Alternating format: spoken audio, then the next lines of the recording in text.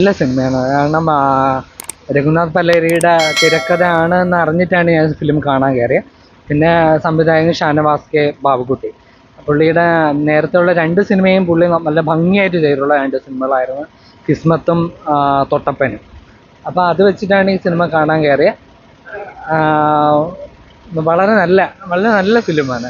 എന്ന് പറയുമ്പോൾ ദേവദൂതൻ എടുത്ത ആള്, അതിൻ്റെ ഒരു തിരക്കഥാകൃത്താണ് രഘുനാഥ് പലേരി. പുള്ളി വളരെ ഭംഗിയായിട്ട് തിരക്കഥ എഴുതിയിട്ടുണ്ട്. അതിനെ ഷാനവാസ് കെ ബാബുക്കുട്ടി നന്നായിട്ട് സംവിധാനം ചെയ്തിട്ടുണ്ട്.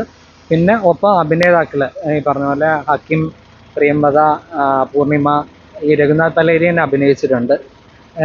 പിന്നെ നല്ല പാട്ടുകളുണ്ട്, പിക്ചറൈസേഷൻ എല്ലാം വളരെ ഭംഗിയായിട്ട് ചെയ്തിട്ടുണ്ട്.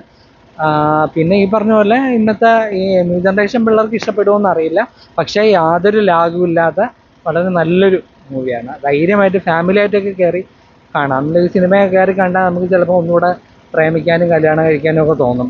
അത്രയ്ക്ക് നല്ലൊരു സിനിമ. പടം ഒരു രക്ഷയില്ല. മലയാള ഇൻഡസ്ട്രിയിൽ തന്നെ ഇതുപോലൊരു പടം വേറെ ഇല്ല, നിർമ്മിച്ചിട്ടില്ല. ഈ തിയേറ്ററിൽ നമ്മൾ എട്ടും പിന്നെ ഒരു 3 പേരാണ് ഉണ്ടായിരുന്നത്. മൊത്തം 11 പേരാണ് കാണാൻ ഉണ്ടായിരുന്നത്. പടമൊക്കെ നമ്മൾ കണ്ണടച്ചിരുന്ന് കണ്ടു. അത്രയ്ക്ക് കിടലൻ പടമാണ്. എനിക്ക് ഇത്രേ പറയാനുള്ളൂ. കഥ ഒരു കഥയില്ല. കഥയൊന്നും നമുക്കൊന്നും മനസ്സിലാവില്ല. നമ്മള് സിനിമ കാണാൻ ഒരു ഇൻട്രസ്റ്റേ തോന്നത്തില്ല. കണ്ണടച്ചിരുന്ന് കണ്ടു. അങ്ങനത്തെ ഒരു പടമാണ്. അഭിനയമൊക്കെ ഇതൊക്കെ ആരൊക്കെയെന്ന് പോലും അറിഞ്ഞൂടാ. എന്താണ് കൊള്ളൂല, അഭിനയൊന്നും കൊള്ളത്തില്ല കേട്ടാ. ഇന്ദ്രയത്തിന്റെ ഭാര്യ ഉണ്ടെന്നൊക്കെ പറയണേ, എനിക്കറിഞ്ഞൂടാ ഇതാകെ ആരെന്ന്. അവ ഉറങ്ങിയൊക്കെ ഇരുന്ന് കാണുന്നുണ്ടെങ്കിൽ എന്റെ പുറത്തൂരൊക്കെ വന്ന് ചേർക്കാം. പക്ഷെ കുഴപ്പമില്ല. പക്ഷെ അത്ര പോലെ ത്രില്ലർ ഇടയ്ക്ക് കുറച്ച് ത്രില്ലായി, പക്ഷെ അതങ്ങ് പോയി. ത്രില്ലങ്ങ് പോയി. അതൊക്കെ ഇടയ്ക്കൊരു തന്നെ, പക്ഷെ അങ്ങ് പോയി. കൊള്ളായിരുന്നേട്ടാ. എല്ലാരും പൈസ തുടങ്ങി കാണണം. നല്ല മൂവി. ടിക്കറ്റ് ഇട്ടുകൊണ്ടാണ് കയറി കണ്ടത്. സൂപ്പർ ഹിറ്റ് ആയി. 2 മണിക്കൂർ സിനിമയ്ക്ക് 1 മണിക്കൂർ ഉറങ്ങിയാണ്.